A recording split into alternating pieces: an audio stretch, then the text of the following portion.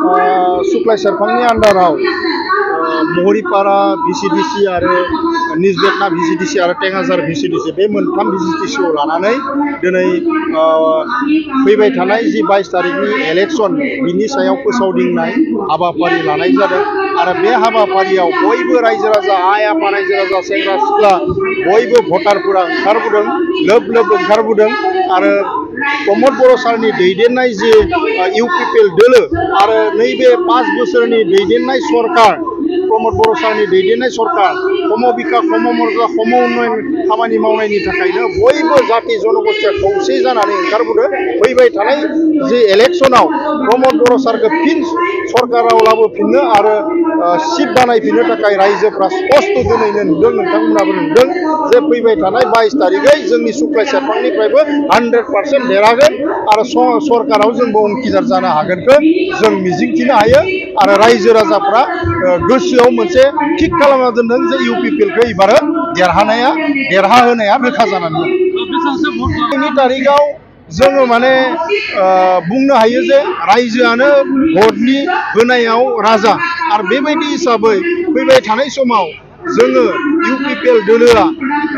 बेलेग बिजाथिनिख्रुइ 10,000नि बेबदानाव जों देरहानाया रोखा दिनै खम बिकास खम मर्यादा खम उन्नयन खामानि मावदों बयबो जाति जनगोष्ठी खौसे लानानै खामानि मावदों बेवहाय हाय हायला गैया कुनु माने गुन्डुगुल गैया रावजोंबो दाङाबाजि गैया गोसोआव माने भेदाभेद गैया रावजोंबो जातिजों माने मोनसा मोनसि गैया बिनिखायनो बयबो जाति जनगोष्ठीया खौसे जानानै प्रमद बर' सारनो भट होगोना रोखा आरो प्रमद बर' सारखौ सिट बानायगोना रोखा दिनै बयबो रायजो राजाया बुंदों जे बिथांखौ बिदाय होगोन होननानै मानोना बे 5 बोसोराव जोंनि ओनसोलाव 396 सुबुरि दङ बेवहाय जुदि सोंना नायोब्ला नोंथांमोना मिथिगोन बा बुजिगोन मोनफ्रोमबो सुबुरियाव बिथाङा हाबाखै कानेक्सन लायाखै 5 बोसोराव आरो बिनि थाखायनो रायजोफोरा बहुत खब जानानै दङ बिथाङा जेरैबायदि खामानि मावनांगौमोन ओनसोलाव जेरैबायदि सिमां लानानै